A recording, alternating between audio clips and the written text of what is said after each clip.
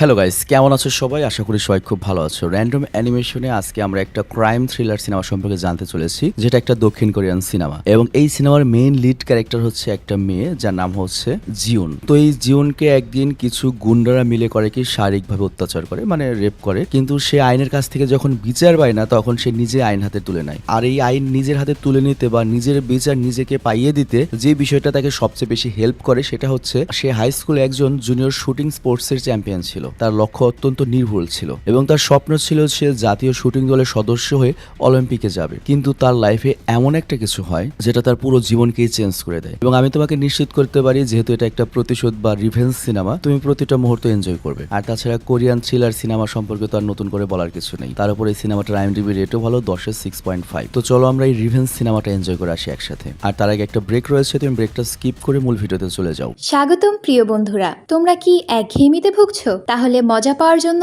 আজকের বিষয়টি একদম উপযুক্ত তোমাদের জন্য। এখানে তোমরা বিভিন্ন খেলার ফলাফল জানতে পারবে, খেলা সরাসরি দেখতে পারবে এবং ভবিষ্যৎবাণী করার মতো মজার একটি অংশও রয়েছে, যেখানে তুমি অনুমান করতে পারো কোন দল জিতবে, কতটা ব্যবধানে ইত্যাদি। এতে রয়েছে আকর্ষণীয় পুরস্কার জয়ের সুযোগ, বিলাসবহুল গাড়ি, নামি মোবাইল ফোন, কম্পিউটার এবং আরো অনেক কিছু। এটি এমন একটি বিশ্বস্ত জায়গা যেটি PSG এর মতো আন্তর্জাতিক খেলার দলের পৃষ্ঠপোষকতা পেয়েছে, তাই এতে কোনো সন্দেহের সুযোগ নেই। নতুন কিছু খেলার সংযোজন হয়েছে, যেমন দ্রুতগতির চ্যালেঞ্জ খেলা ও মুরগির পথ চলা খেলা, যেখানে সহজেই খেলে আনন্দ নেওয়া যায়। আর হ্যাঁ, যদি তুমি আমাদের প্রচারমূলক সংকেত ব্যবহার করে নিবন্ধন করো, তাহলে পেতে পারো 12,000 টাকা পর্যন্ত পুরস্কার একদম বিনামূল্যে। সঙ্গে থাকবে প্রথম জমাই অর্থের পর বিনামূল্যে ঘূর্ণনের সুযোগও। অর্থ গ্রহণ ও প্রেরণ করা যাবে খুব সহজভাবে, নগদ, বিকাশ, রকেট, ব্যাংক হিসাব সহ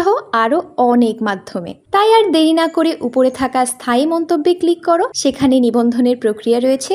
শুধু আমাদের প্রচার সংকেতটি ব্যবহার করলেই তুমি বোনাস পেয়ে যেতে পারো। তো ব্রেক শেষে আমরা মূল ভিডিওতে আসলাম। তো এই সিনেমা যখন শুরু হয়, তখন আমাদেরকে বলা হয় শিওন নামে একটা মেয়ের সম্পর্কে, যে হাই স্কুলে পড়ে এবং সে জুনিয়র শুটিং স্পোর্টসের একজন চ্যাম্পিয়ন এবং তার লক্ষ্য অত্যন্ত নির্ভুল এবং সে জাতীয় শুটিং দলের সদস্য হতে চায় এবং আসন্ন জাতীয় প্রতিযোগিতায় তার অংশ নেওয়ার প্রবল ইচ্ছে এবং তার স্বপ্ন হচ্ছে অলিম্পিকে যাওয়া। এবং হাই স্কুলে তার একটা মাত্রই বান্ধবী ছিল, যার নাম হচ্ছে শ্যারন। কিন্তু ইদানিং সে নেশা করা শিখেছে এবং খারাপ ছেলেদের সংস্পর্শে থাকে। মানে কিছু মেয়ে থাকে না, মনে করো যে হাজিবাজি পোলাওয়ানের সাথে ঘোরাকে একটা সিগমা মনে করো, ওই টাইপের একটা কিছু। তবে জিওন তাকে সবসময় সতর্ক করতো। তবে তারপরও শ্যারন নিরুপায়, কারণ শ্যারন ওদের সাথে গিয়ে শারীরিকভাবে বা মাদকাসক্ত হয়ে এমন এমন কাজ করেছে যার জন্য ও ব্ল্যাকমেলের শিকার। তো যাই হোক, এভাবে জিওনের জীবন চলছিল মোটামুটি। এবং জিওন তার বাবা মায়ের একমাত্র সন্তান, বাবা মা তাকে অনেক ভালোবাসে। তো একদিন ওর বাবা মার সাথে যখন যাচ্ছিল, তখন কিছু বখাটে বাইকার রাইডাররা ওর গাড়ির আশেপাশে থাকে। তো এই কারণে ওদের গাড়ির ব্যালেন্স হারিয়ে একটা দুর্ঘটনা ঘটে। আর এই দুর্ঘটনায় জিওনের বাবা মা মারা যায়। তবে জিওন বেঁচে গেলেও তার জিভ ভাই গভীর একটা চোট লাগে। আর এই আঘাত লাগার কারণে সে কথা বলার সময় তোতলাতে লাগে, তার কথা তো স্পষ্ট বোঝা যায় না এবং মুহূর্তের মধ্যে তার সকল স্বপ্ন ভেঙে যায়। এবং বাবা মায়ের যে সাপোর্ট ছিল সেটাও নেই, স্কুল কলেজে যাবে কিভাবে। তো জীবন যাপনের জন্য সে একটা টেক্সটাইল ফ্যাক্টরিতে কাজ শুরু করে এবং শ্যারনই তাকে এই চাকরিতে লাগিয়ে দেয়। আর শ্যারনের এত হেল্প করার কারণ হচ্ছে, দুর্ঘটনার দিন যে বাইকের কারণে তোমার যে ওর বাবা মার অ্যাক্সিডেন্ট হলো, সেই বাইকে ওই ছিল, কিন্তু এটা জিওন জানে না, শ্যারন জানে। তো যাই হোক, জিওনের স্বপ্ন ছিল সে একজন গেম ডিজাইনার হবে এবং সে বন্দুক হাতে একটা নারী চরিত্রের স্কেচ তৈরি করেছে এবং একটা গেম কোম্পানি থেকে সে ভালো সাড়াও পেয়েছে, জাস্ট নিয়োগপত্রের অপেক্ষায়। তবে ফ্যাক্টরির যে বস ম্যাকো, সে একটা লম্পট প্রকৃতির মানুষ এবং ম্যাকোর কুদৃষ্টি সবসময় ছিল হচ্ছে শ্যারনের উপরে, মানে জিওনের বান্ধবীর উপরে। তো সে শ্যারনকে কুপ্রস্তাব দেয় আর তার সাথে এক রাত কাটালে ওর চাকরির স্থায়ী ব্যবস্থা হবে এবং প্রমোশন হবে। তো যাই হোক, জিওনের যেহেতু বাবা মা নেই, জিওন করে কি শ্যারনের পাশের রুমেই থাকে এবং শ্যারনের যে স্বামী জেবং, সে প্রতি রাতে ওর উপর পাশবিক অত্যাচার করে, মানে মারামারি করে আর কি। এবং ওই শ্যারনের স্বামীও কিন্তু ওই বাইকার, ওই একই সাথে পড়ালেখা করে। তো যাই হোক, ওদের চিৎকারে অতিষ্ঠ হয়ে জিওন যখন বাধা দিতে যায়, তখন জেবং কিন্তু জিওনকে মারধর করতো। আর এরপর আমরা ডিটেকটিভ পার্কের ব্যাপারে জানতে পারি, যে ঋণের চাপে জর্জরিত। সে অ্যাকচুয়ালি করেছে কি, নিজের বাড়ি বন্ধক রেখে একটা জুয়ার আড্ডায় টাকা বিনিয়োগ করেছে, মানে ওখানে অনেক বেশি টাকা ইনকাম। আর এইদিকে আমরা দেখি ফ্যাক্টরির একটা ফোরম্যান রয়েছে মোটকি, ও করে কি নারী কর্মীদের উপর বসের দাপট খাটায়। ওই মূলত বসকে খুশি করার জন্য মেয়েদের সাপ্লাই দেয়। আর এই জিনিসটা জিউন একদম পছন্দ করে না। আবার ওই থেকে হয় কি, পুলিশ অফিসার শাওমি মানে যে আবার পার্কেরই মনে করো সহকর্মী, সে করে কি ওই জুয়ার আড্ডা অভিযান চালায়, যেখানে ডিটেকটিভ পার্ক অলরেডি অনেক টাকা বিনিয়োগ করেছে জমি বন্ধক রেখে। তো এতে পার্ক খুব দুশ্চিন্তায় পড়ে যায়, কারণ তার আয়ের পথ বন্ধ হয়ে আসলেও ঋণও শোধ করতে পারবে না। আর অন্যদিকে বস ম্যাক্রো একটা রেস্টুরেন্টে পার্টি রাখে, আর তার আসল উদ্দেশ্য ছিল শ্যারনকে রাজি করানো বিছানায় যাওয়ার জন্য। তো জিওন তো বসের কুমতলব বুঝতে পারে, সে পার্টি ছেড়ে বাড়ির উদ্দেশ্যে রওনা হয় এবং সে একটা নির্জন গলিতে যাওয়ার সময় স্যামি, রনি এবং টমি নামের 3টা গুন্ডা ওকে তুলে নিয়ে যায় এবং তারা জিওনের উপর একের পর এক পাশবিক নির্যাতন চালায়। তো অসহায় মেয়েটি কোনো রকমে নিজেকে সামলে সহ্য করে তো ওখান থেকে চলে আসে এবং তারপর যায় হচ্ছে অভিযোগ করতে পুলিশ স্টেশনে। কিন্তু দুর্ভাগ্যক্রমে ওখানে গিয়েও পায় হচ্ছে পার্ককে, কিন্তু পার্ক তো নিজেই মনে করে মানসিক অবস্থা খারাপে রয়েছে। তো এইখানে জিওন করে কি, স্যামের চুল দেয় যেটা ওকে রেপ করার সময় ওর হাতে এসেছিল, কিন্তু পার্ক ওর কেসটা গুরুত্ব সহকারে নেয় না, ওকে আজে বাজে প্রশ্ন করতে থাকে। এবং এখানে আমরা দেখতে পাই পার্ক শুধুমাত্র নিয়ম রক্ষার খাতিরে এই কেসটি স্বামীর ওপর ছেড়ে দেয়। তো এখানে জিওন বুঝতে পারে যে পুলিশ ওর কিছু করবে না, তাই সে পুলিশ স্টেশন থেকে চলে যায়। তো এক রাতের মধ্যে কিন্তু জিওনের পুরো পৃথিবী তছনছ হয়ে গিয়েছে। তবে ঘটনা এখানে শেষ হয়ে যায়নি। বাড়ি পৌঁছানোর পর ও ঘরের ভেতর দেখতে পায় ওই 3 গুন্ডার মধ্যে যে একটা গুন্ডা, যার নাম হচ্ছে টমি, সে ওর আইডেন্টি কার্ড থেকে ঠিকানা জেনে ওর বাড়িতে পৌঁছে গিয়েছে, মানে জিওনকে আরেকবার রেপ করবে। তো জিওনের উপর জবরদস্তি করতে থাকে, আর ওর হাত থেকে বাঁচতে জিওন করে কি, পাশেই যে ওর একটা ট্রফি রাখা ছিল, মানে ওই শুটিং এর জন্য ট্রফিটা পেয়েছিল ফার্স্ট প্রাইজ, সেটা দিয়ে ওর মাথায় আঘাত করে এবং ওই ট্রফির কাছের টুকরো দিয়ে ওর গলায় ঢুকিয়ে ওকে মেরে ফেলে। কিন্তু ওর পাশের ঘরে থাকা যে এবং ওদের আওয়াজ শুনতে পায়, তো আওয়াজ শুনেও ভাবে যে জিওন হয়তো ওর বয়ফ্রেন্ডের নিয়ে মজা করছে। আবার এই দিকে জিওন তো এটা ভেবে কাঁদতে থাকে যে তার হাতে এটা কি হয়ে গেল। তবে এরই সাথে তার ভেতরে একটা আত্মবিশ্বাস চলে আসে, মানে মানুষ যখন কোনো একটা খারাপ কাজ করে তারপর কিন্তু সে সাইকো হয়ে যায়। তো ওর সাইকোলজিক্যাল কিছু পরিবর্তন আসে, ওর কাছে মনে হয় আমি তো চাইলেই মোকাবেলা করতে পারি। তো যাই হোক, ওই শাওমি নামের যে পুলিশ অফিসার সে পুলিশ স্টেশনে পৌঁছায় এবং জুনের ব্যাপারে জানতে পারে, আর তারপর সে পার্কের উপর রেগে যায় যে কেন সে জুনকে মেডিকেল চেক আপ ছাড়াই যেতে দিল। বাট পার্ক তখন বলে, তুমি কি এখনকার মেয়েদের চেনো না? এখনকার মেয়েরা তো ইচ্ছা করে বয়ফ্রেন্ডের বিছানায় শুয়ে তারপর মিথ্যা অভিযোগ করে। তবে তারপরেও শাওমি এটা নিজে থেকে তদন্ত করার সিদ্ধান্ত নেয় এবং সে সরাসরি জুনের রুমে পৌঁছায়। তো এখানে শাওমি চায় যেন জুন তার মেডিকেল চেক আপটা করিয়ে নেয়, কিন্তু ঘরের ভেতরে তো একটা লাশ রয়েছে। তো এ কারণে জুন বা জিউন ও পারে কি ডিপ্রেশনের বাহানা দিয়ে এড়িয়ে যায়। আর এখানে একটা বিষয় আমরা জানতে পারি, পুলিশ অফিসার শাওমির কিন্তু এই ধরনের রেপের শিকার হওয়া মেয়েদের প্রতি একটা বিশেষ সহানুভূতি রয়েছে, কারণ ওর ছোট বোন রাইনি, যার উপর 10 বছর বয়সে অত্যাচার করা হয়েছিল এবং এর ফলে সে এখনো মানসিকভাবে মনে করে অসুস্থ রয়েছে। কিন্তু শাওমি নিজে একজন পুলিশ অফিসার হওয়ার সত্ত্বেও ন্যায় বিচার পাইয়ে দিতে পারেনি, যার আফসোস তার সবসময় রয়েছে। তো যাই হোক, পরের দিন জিউন, তবে এখন থেকে ওকে আমরা জুন বলবো আর কি। তো পরের দিন জুন যখন ফ্যাক্টরিতে পৌঁছায় তখন সে গেম কোম্পানির কাছ থেকে মেসেজ পায় যে তাকে দ্রুত অ্যাপয়েন্ট করা হবে, বাট তখনই শাওমি তার সঙ্গে দেখা করতে আসে। তো জুন এখানে শাওমিকে বলে, পুলিশের ওপর থেকে আমার বিশ্বাস উঠে গিয়েছে, পুলিশ শুধু শুধু তদন্ত করবে, কয়টা টাকা খাবে, কোনো ব্যবস্থা নেবে না। বাট শাওমি বলে, তুমি যদি আমার সাথ না দাও সেই অপরাধীটা তো আরো বেশি নির্ভীক হয়ে যাবে এবং হয়তো তোমার মতো আরো কয়েকজনের উপরও অত্যাচার করবে। তো জুন তখন বলে, আমি ভেবে জানাবো। মানে পুলিশ তো আর যায় না যে জুন অলরেডি একটাকে জিন্দা ভোগামা করে দিয়েছে। তো এরপর তাকে শাওমি করে কি লাঞ্চের অফার করে। তো শাওমি এরপর লাঞ্চে জুনকে বলে, তুমি আসলে আমাকে আমার ছোট বোনের কথা মনে করিয়ে দিয়েছো। আমার ছোট বোনের সাথে এরকম একটা ঘটনা ঘটেছিল আর তারপর থেকে তার কথা বলার শক্তি চলে গিয়েছিল। তো যাই হোক, এরপর জুন করে কি বাড়িতে আসে এবং সেখানে পড়ে থাকা টমির লাশটা টুকরো টুকরো করে ফ্রিজে ভরে ফেলে। আর রাতে শ্যারন তার কাছে আসে এবং অনুরোধ করে, আজকের রাতটা আমাকে তোর কাছে থাকতে দে, কারণ আমার স্বামী আমার উপর অনেক অত্যাচার করে। কিন্তু জুন করে কি ওকে একটা থাপ্পড় মেরে মানা করে দেয়। তো যাই হোক, এইদিকে পুলিশ অফিসার পার্ক টাকা নিয়ে তো অনেক দুশ্চিন্তায় ছিল, আর অন্যদিকে জুন করে কি লাশের টুকরোগুলো ব্যাগে ভরে ডাস্টবিনে ফেলতে বের হয়। আর ওইদিকে পুলিশ স্টেশনে জমা দেওয়া সেই চুলের ডিএনএ রিপোর্ট চলে আসে, আর তাই এইসব বিষয়ে জিজ্ঞাসাবাদ করার জন্য পার্ক করে কি জুনের রুমে পৌঁছায়। কিন্তু তখন ওই যে প্রতিবেশী এবং শ্যারনের হাজবেন্ড, তার কাছ থেকে জানতে পারে, কি বলেন মেয়ে, অভিযোগ করেছে? আরে আমি দেখলাম রুমে ওর বয়ফ্রেন্ড নিয়েও মজা করলো। তো পার্ক তো তখন অবাক হয়ে যায় এবং ওর কাছে খটকা লাগে, ঘটনা আসলে কোনটা? ও যদি সত্যি রেপ হয়ে থাকে তাহলে বাড়ি ফিরেতে এমনটা করা পসিবল নয়, নাকি আবার বয়ফ্রেন্ডকেই ফাঁসাতে চায়? তো যখন এসব ভেবে ফিরছিল তখনই ও জুনকে দেখতে পায় এবং জুনকে থামিয়ে বলে, এখনই আমার সঙ্গে পুলিশ স্টেশনে যাবে, কারণ মিথ্যে অভিযোগ করা অপরাধ। তবে পার্ক এখানে একটা অফার দেয়, তুমি যদি এই কেস থেকে বাঁচতে চাও তাহলে আমাকে 5 লাখ ওন দিও, মানে মোটামুটি 4.5 লাখ টাকা আমাদের দেশের। বাট জুন মানা করে দেয়, আর ধস্তাধস্তির সময় জুনের হাতের ব্যাগটি নিচে পড়ে যায়, আর ব্যাগের ভেতরে মানুষের শরীরের অংশ দেখে তো পার্কের হুঁশ উড়ে যায়। আর তখনই ভয়ের চোটে জুন পালাতে শুরু করে এবং পার্ক তার পিছু নিতে শুরু করে এবং এক জায়গায় সে জুনকে ধরে ফেলে এবং দুজনের মধ্যে আবারও হাতাহাতি শুরু হয়। তো পার্ক যখন জুনকে হাত করা পড়াতে যায় ঠিক তখনই বিদ্যুৎ চমকাতে থাকে এবং জোরে বৃষ্টি হওয়া শুরু হয়। আর এই সুযোগে জুন করে কি পাশে পড়ে থাকা পার্কের বন্দুকটা তুলে নিয়ে তাকে গুলি করে দেয় এবং পার্ক সেখানেই মারা যায়। আর পরের দিন পুলিশ করে কি সেই স্থানে পৌঁছায় এবং ফরেনসিক বিশেষজ্ঞ ডিটেকটিভ শকে জানায় যে পার্কের উপর 2বার গুলি চালানো হয়েছে এবং দুটো গুলি হৃৎপিণ্ড ঠিক মাঝখান দিয়ে একই জায়গায় লেগেছে। তো এর মানে হচ্ছে একই জায়গায় যেহেতু গুলি লাগাতে পেরেছে, এর মানে ওই খুনি খুব দক্ষ শুটার। এবং এরপর পুলিশ জানতে পারে যে খুনের পর কিলার পার্কের বন্দুক এবং অতিরিক্ত ম্যাগাজিনও নিয়ে গিয়েছে।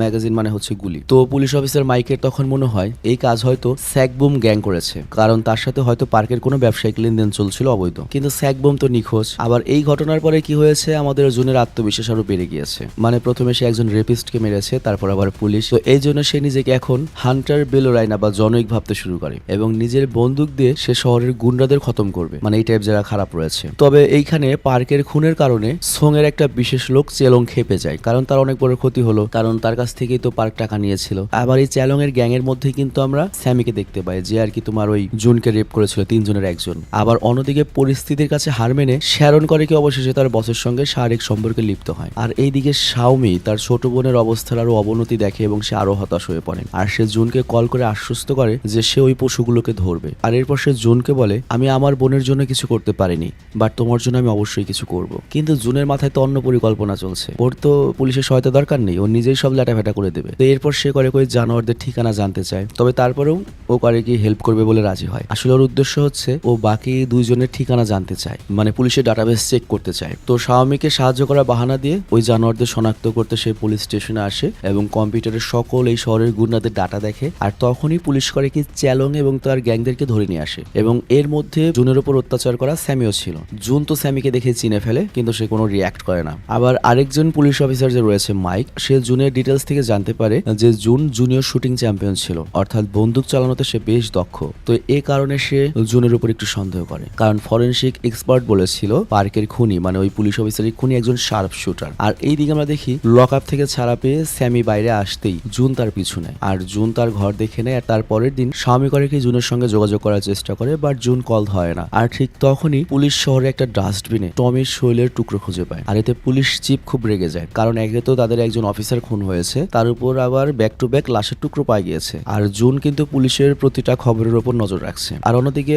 সন্ত্রাসী চ্যালং দাবি করে, আমি কিংবা আমার কোনো লোকে পার্ককে খুন করেনি, এটা অন্য কোনো পক্ষের কাজ। আর তোমাদের ওই পুলিশ অফিসার পার্ক তো ভালো মানুষ ছিল না, তার শত্রুর অভাব নেই। আর অন্যদিকে আমরা দেখি জুন তার বাবা মায়ের স্মৃতি স্তম্ভতে গিয়ে আশীর্বাদ চায়, যাতে সে যেটা করতে যাচ্ছে তাতে সফল হয়। আর এরপর সে প্রথমে ফ্যাক্টরিতে গিয়ে ওই মোটি মৌলিকে 2টা থাপ্পড় মারে, আর তারপর নিজের চাকরি থেকে পদত্যাগ করে। আর তখনই সে নোটিশ বোর্ড থেকে জানতে পারে যে শ্যারনের চাকরি স্থায়ী হয়েছে, প্লাস তার প্রমোশন হয়েছে। তো এটা পরিষ্কার হয় যে সে বসের সাথে বিছানায় গিয়েছিল, মানে প্রমোশন নেওয়া কত সহজ, তাই না? তো যাই হোক, এরপর জুন যখন এই ব্যাপারে জানতে শ্যারনের রুমে পৌঁছায়, তখন সে তাকে মারাত্মক আহত এবং অচেতন অবস্থায় পড়তে থাকতে দেখে এবং সে বুঝতে পারে যে তার স্বামী জেবং তাকে মেরেছে। তো সে পুলিশকে ইমার্জেন্সি কল দেয়, কিন্তু তোতলামির কারণে সে পুলিশকে পরিষ্কারভাবে কিছু বলতে পারে না। এবং সিরিয়াসলি আমিও নিজেও এই তোতলামি সমস্যায় ভুগছি কয়েকদিন ধরে। আমার এক্সপ্লেন করতে অনেক সমস্যা হচ্ছে, জিব্বা ভার হয়ে গিয়েছে। তুমি যদি আমার 2 বছর আগের ভিডিও দেখো আর এখনকার কথা বলার স্টাইল দেখো, তাহলে বুঝতে পারবে পরিবর্তন কতখানি। তো যাই হোক, এরপর জুন করে কি নিজেই শ্যারনকে পিঠে করে হসপিটালে নিয়ে আসে এবং সেখানে ভর্তি করায়। তবে জুন এখন জানে তাকে কি করতে হবে। তো সে অ্যাপার্টমেন্টের পার্কিং এ গিয়ে জেবং এর গাড়ির কাঁচ ভেঙে ফেলে এবং গাড়ির অ্যালার্ম শুনে জেবং যখন সেখানে পৌঁছায়, জুন তাকে গুলি করে মেরে ফেলে। আর তারপর পুলিশ যখন ক্রাইম সিনে আসে,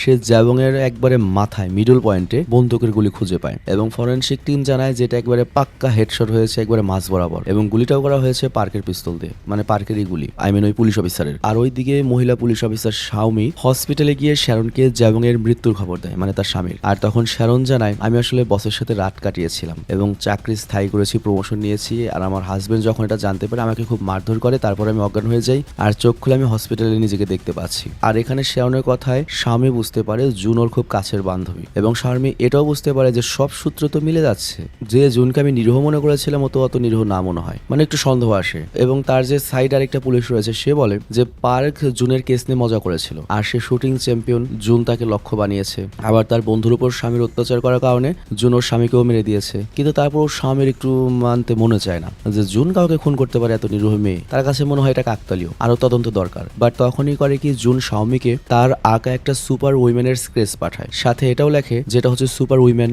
বেলোনা, যাকে সে জন্ম দিয়েছে, মানে নতুন একটা ক্যারেক্টার তৈরি করেছে। এবং সে বলে এই স্কেচটা যেন স্বামী তার ছোট বোনকে দেয়, যাতে সে ভয় না পায়, এই ক্যারেক্টারকে নিজে মনে করে। আর অন্যদিকে আমরা দেখি পুলিশ এবার স্যাংবুমের পেছনে লেগেছে, আর অন্যদিকে জুন পৌঁছে গিয়েছে স্যামির ঘরে। করে। তো জুন স্যামির ঘরে ঢুকে প্রথমে ওকে গুলি করে, মানে একবারে প্রাইভেট পার্টসে, এবং ওকে যন্ত্রণায় ছটফট করতে দেখে জুন অনেক শান্তি পায় এবং পরের গুলিটা করে স্যামির মাথা লক্ষ্য করে, আর স্যামি সেখানেই মারা যায়। তো যাই হোক, জুনের 2টা প্রতিশোধ তো পূরণ হলো, কিন্তু এখনো আরো অনেক বাকি রয়েছে। তো যাই হোক, এরপর খবর পাওয়ার পরে পুলিশ স্যামির বাড়িতে পৌঁছায় এবং তার শরীরে পার্কের নিখোঁজ হওয়া বন্দুকের বুলেট খুঁজে পায় আবারও। আর ফরেনসিক এক্সপার্ট জানায় দুটো গুলি খুব নিখুঁতভাবে লেগেছে, একটা গোপনাঙ্গে, অন্যটি মাথার মাঝখানে। তো খুনি একজন তুখোর শার্প শুটার, এবং স্যামের শরীরে ট্যাটু দেখে পুলিশ অফিসার বুঝতে পারে যে এটা স্যাঙ্গুমের লোক ছিল। তো তখন পুলিশ অফিসার এই সিদ্ধান্ত উপনীত হয় যে এটা হয়তো কোনো গ্যাং ফাইট, জুনের নয়, এবং তারপর তাদের বিপরীত দলের লোককে গ্রেপ্তার করা হয়। তবে ওই লোকটা অস্বীকার করে এবং বলে আমি পার্ককেও মারিনি, স্যামিকেও মারিনি। তো পুলিশ প্রধান তখন চিন্তায় পড়ে যায় যে এই কাজটা কি করতে পারে, ওরা যদি না করে তাহলে কার কাজ। বাট তখনই স্বামী করে কি ফরেন্সিক ল্যাব থেকে একটা কল পায়, মানে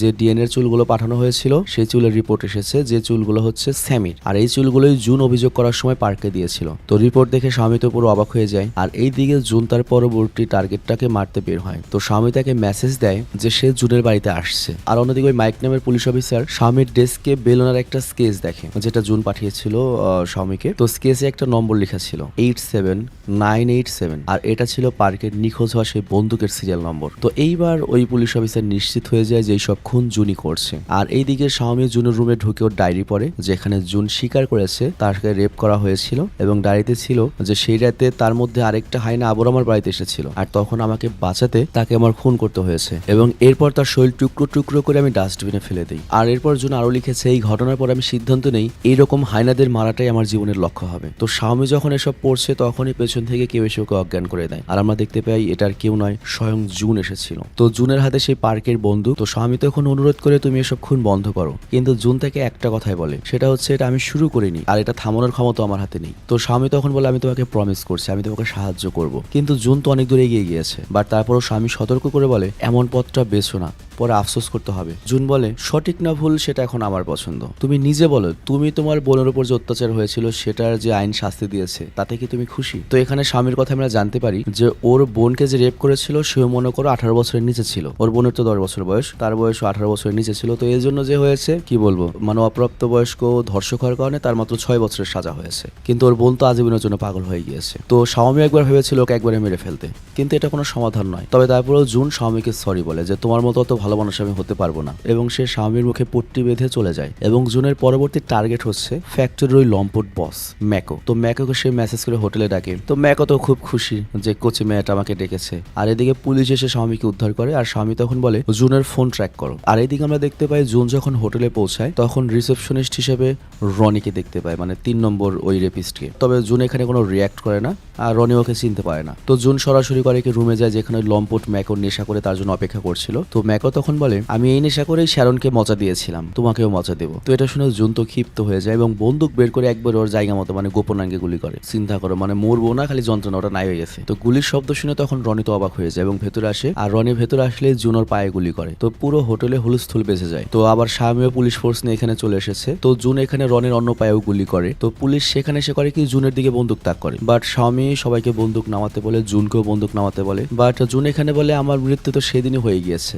যেদিন আমার সম্মান লুট হয়েছে। তো সে করে কি নিজের গলায় বন্দুক রেখে আত্মহত্যা করতে চায়, বাট স্বামী তখন আটকায় এবং বলে না তুমি এভাবে মরতে পারো না, তো তুমি না বেলোনা, তুমি না সুপার হিরো, সুপার উইম্যান, তোমার নিজের কাহিনী পুরো দুনিয়াকে জানাতে হবে, এজন্য তোমাকে বেঁচে থাকতে হবে যে কেন তুমি এই খুনগুলো করেছো। তুমি যদি এভাবে মারা পড়ো তাহলে সবাই বলবে তোমাকে খুনি, তুমি একটা সাধারণ খুনি হয়ে মরবে। তুমি তোমার ফুল স্টোরি বলে তারপর মরো, তাহলে তুমি সুপার উইম্যান হবে। তো এটা শুনে জুন বন্দুক ফেলে দেয়, বাট ঠিক তখনই রনি করে কি সেই বন্দুক তুলে জুনকে গুলি করে। আর এইবার রাগে করে কি পুলিশ অফিসার স্বামী রনিকেও গুলি করে দেয়। তো জুন আর রনি দুজনকে হসপিটালে নেওয়া হয়। আর এরপর শ্যারন বাড়ি ফিরে জুনের একটা চিঠি এবং কিছু টাকা পায়, মানে জুনের বান্ধবী আর কি এটা শ্যারন, যেটা ওকে স্যালন খোলার জন্য দেওয়া হয়েছিল, যে ওইসব চাকরি করার দরকার নেই, নিজে কিছু কর। তবে এখানে শ্যারনকে কিন্তু পুরো মুক্ত করে দিয়ে গিয়েছে জুন। আর চিঠিতে লেখা ছিল তুই কিন্তু তোর স্বপ্ন পূরণ করিস, যেটা আমি পাইনি তুই ওটা করিস। তবে এখানে আরেকটা জিনিস দেখে শ্যারন অবাক হয়, সেটা হচ্ছে জুন কিন্তু জানতো যে ওর বাবার মৃত্যুর কারণ ওরা দুজনই ছিল, মানে ওই শ্যারন তার বয়ফ্রেন্ডের সাথে বাইকে ছিল। তবে এটা জানার পরেও ও শ্যারনের উপকার করে গিয়েছে। গিয়েছে। তো যাই হোক, এরপর হসপিটালে স্বামী নার্সদের নিজেদের মধ্যে আলোচনা করতে শুনে। তো এখানে তারা জানতে পারে জুনের ব্রেন ডেড হয়ে গিয়েছে, তো সে আর বাঁচবে না। কিন্তু জুনের যে অঙ্গটা মানে যে লিভারটা সেটা রনিকে দেওয়া হবে, কারণ রনির লিভার গুলিতে ড্যামেজ হয়েছে। ও মানে বুঝতেই পারছো, যে জুনকে রেপ করেছে, যার জন্য জুন আজকে খুনি, আবার জুনকে যে মেরে ফেললো তাকেই জুনের লিভার দেওয়া হবে। তো স্বামী একজন নিজে পুলিশ অফিসার হয়ে ওই কথা শুনে স্তব্ধ হয়ে যায়। তো এরপর সে ওই রুমে যায়, মানে আইসিইউতে, যেখানে জুন আর রনি রয়েছে। তো প্রথমে সে রনিকে মারতে চায়, কিন্তু কিছু একটা ভেবেও করে কি, জুনের অক্সিজেন নলটা খুলে দেয় যাতে জুন মারা যায়, এবং জুন মারা গেলে ওই লিভারটার মনে করো যে নষ্ট হয়ে যাবে, ইউজ করতে পারবে না। মানে আমি জানি না, এরকমই বোঝানো হয়েছে সিনেমাতে। তবে এই ঘটনায় দুইটা কাজ হয়, জুনও মুক্তি পেয়ে গেল, লিভারটাও রনি পেল না। তো এরপর স্বামীকে গ্রেপ্তার করা হয় এবং লিভার না পাওয়ার কারণে রনিও মারা যায়। আর শেষ পর্যন্ত একটা প্রশ্ন জাগে, জুন যেটা করেছে এটা কি ঠিক ছিল? মানে ও যে প্রতিশোধগুলো নিয়েছে, আবার স্বামী লাস্টে যেটা করলো নিজে একটা পুলিশ অফিসার হিসেবে, এটাও কি ঠিক ছিল? মানে এটা কি সে জুনকে ন্যায় বিচার পাইয়ে দিয়েছে? তো এখানে এই সিনেমাটা শেষ হয়ে যায়। তো সত্যি কথা বলতে এটা খুব কঠিন একটা কথা, আইন আসলে পুরোপুরি সঠিক বিচার দিতে পারে না। আর দুনিয়ার সব জায়গার আইনই তো করাপ্টেড। কোনো দেশের আইন বেশি ভালো দেখে মানুষ সঠিক বিচার পায় না, আবার কোনো দেশে মনে করো যে আইন কঠিন থাকলেও ওই আইনের কোনো প্রয়োগ নাই। আর বাংলাদেশের যে আইন, সেই হিসেবে আমি তোমাকে পরামর্শ দেবো সবসময় একটু ওভার সতর্কতা বজায় রেখো, কারণ এদেশে যদি রোগ হয় বাঁচার কোনো সিস্টেম নাই। তো এই জন্য রোগ হতেই দিও না, খুব সাবধানে চলাফেরা করো সবাই। তো যাই হোক, বিদায় নিচ্ছি, ভালো থেকো, সুস্থ থেকো, টেক কেয়ার, বাই বাই।